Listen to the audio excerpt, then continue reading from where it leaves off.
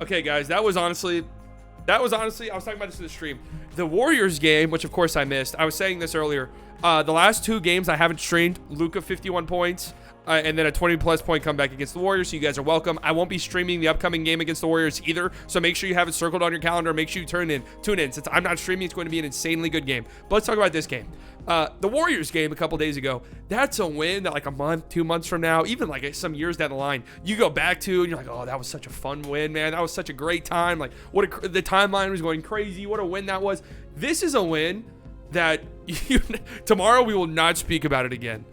Because I'm happy they won. This technically counts as a comeback win. This technically counts as a clutch win. But the third quarter was such a disaster that I'm just like, ugh, man, let's just move on from this shit, man. I was in such a terrible mood on the stream because it's like midnight and I'm tired. And the Mavs had the gall to do that in the third quarter. But to their credit, man, they pulled through and they ended up winning. Luka, you look at his numbers, right? And it was definitely not a great game for him. But down the stretch, in the third quarter, he played the whole third quarter, had 1 point. Like, it was an ugly third quarter for everybody, not just Luka, but everybody. Nobody. I think the Mavs as a team went 1 of 10 or something in the third quarter, just missing shot after shot after shot. Let me see if I have some examples of the misses here. Another, Maxey offensive performance that left a lot to be desired, right? Left a lot to be desired. And here's a miss from Reggie, who was not good at all tonight either. But down the stretch in the fourth quarter, Luka was hitting some very difficult shots. Very difficult shots. And I mean, here's one thing I do admire about Luka. Is late in games, no matter how the game has gone for him, no matter how poorly he's shooting, how many shots he's missed, how frustrated he is with the refs or whatever, he's going to shoot that shit. This man was targeting LeBron James in the clutch of this game. Literally hunting LeBron James. Who does that? That is some psycho behavior. And I mean, it was working. They were very tough shots. They were the type of shots where if Luka doesn't hit them, you're pulling your fucking hair out. But there were some tough shots. The Mavs as a team made 8 consecutive shots at one point in the fourth quarter. So it was a massive turnaround from what we saw early on in the game, where this is when Russ gets a dunk like that and then stares you down. That can't feel good considering how Russ has looked. Here's Luka dancing again. I mean, look at that. And then a tough little floater just blowing right past LeBron. I mean, what is he doing? This man is a psycho.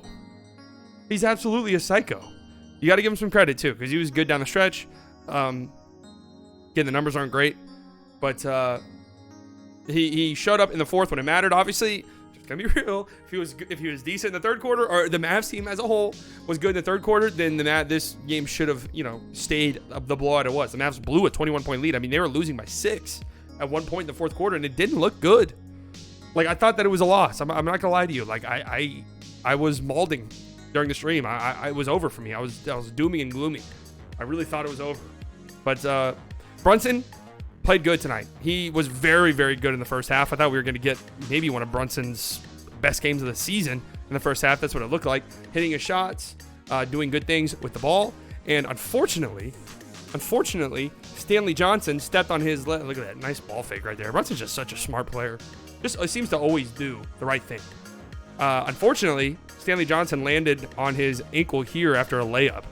And he had this injury looked bad. I'm not going to lie to you. Fortunately, he was able to come back in and play, but he obviously looked a step slower afterwards. So I hope that he is able to heal up and be 100% moving forward, as, you don't want to see that, obviously, because Brunson had a great start to this game. And he was pretty good down the stretch as well. Dinwiddie again was great. Like, Dinwiddie again. 14 points, 9 assists. He had 7 assists at halftime. I was wondering what the hell we were about to get from him. But Dinwiddie was doing great stuff yet again. Here, with the passing, with the shooting. He played good defense. This is a great pass to Dorian. Nice job by Dorian. Dorian had a great game, too. That was a great job by Dorian right there, being ready for that pass. That thing was coming at 150 fucking miles an hour. Another nice pass, just swinging it. Dorian hitting the 3 at the end of the half. It pretty much went to shit after that, honestly. LeBron literally could not miss from 3. He had a stretch where he hit 3 straight threes. All of them were like logo threes, or this 3 right here. And things were looking very, very bleak, man. I was in disarray. But fortunately, things turn around for the Mavs. I just love what Dinwiddie brings. You know, as somebody who can not only just pass, but also drive to the rim. We know his catch and shoot numbers are pretty good. We know his catch and shoot numbers are pretty solid. Like, he's not a great three-point shooter, but it feels like he's hit clutch shots for us. He's a pretty good catch and shoot shooter, average catch and shoot shooter, which you'll take. And he can get to the rim at will. He's a great passer. And you can just tell so far what he brings to the team is very valuable. Very valuable. I can kind of see the Bertans. I'm not going to lie to you. I can kind of see the Bertans' frustration. If he's just not hitting shots, it's hard. And this was another game for him. 0-4. Scored 0 points. You know, that's not good enough, honestly. Especially when the Mavs are running like pretty short rotations. You need a little bit more than that. But again, Dinwiddie was good. Kleba wasn't that bad, actually. 2 blocks. Just that missed 3 hurt at that time. And then, again, Dorian was great. And Dwight Powell was also fantastic. Again, how many perfect games does Dwight Powell have where he shoots 100% from the field? Feels like a pretty good amount. He had a huge offensive rebound towards the end of this game to help pretty much seal it for the Mavs. And went to the free throw line 6 times. I mean, Dwight Powell was doing very good things. Dwight Powell's been good lately, man. He just has. Like, I know trust me, I know. I shit all over Dwight Powell early on in the season. He's just the easiest target for Mavs fans usually. But he's just been good lately. Like, it's just time to call it what it is. He's been really, really solid lately, and which has been really big for the Mavs, considering our big depth or lack thereof. So, yeah, I mean, 50% from the field, 28% from deep, man. God, that third quarter was brutal. That third quarter was brutal. Brutal to watch. 13 turnovers, 6 of them for Luka. You had Luka go 0-5. You had Bertans go 0-4. You had Reggie go 1 of 7. Whew. And you still won. So, you know, you do have that going for you. I feel like the Mavs probably, if I had to guess, the Mavs have to be leading the league in wins, shooting 30% or less from the three-point line. They have to. I don't know if that's even a stat you can check, but that has to be the case. And they shot 63% from the free throw line. It was a struggle at the free throw line. Luka's 7 of 11. It's funny. People call him a 7-11 employee all the time. Who shot poorly from the free throw line? 7-11 isn't great, but 1 of 3 from Dodo. 0 of 2 from Maxey. And then you had the Lakers. LeBron just got really, really hot in the third quarter. But other than that, I thought you did a pretty good job on him, all things considered. Russ, 12 points, 5 of 17. God bless him. I mean, I don't really know what to say. God bless him. 8 assists, no turnovers. Hey, there you go. It feels like, how many blocks did the Mavs have tonight? 7. If all 7 of those came against Russ, I would believe you. I'm just going to be honest.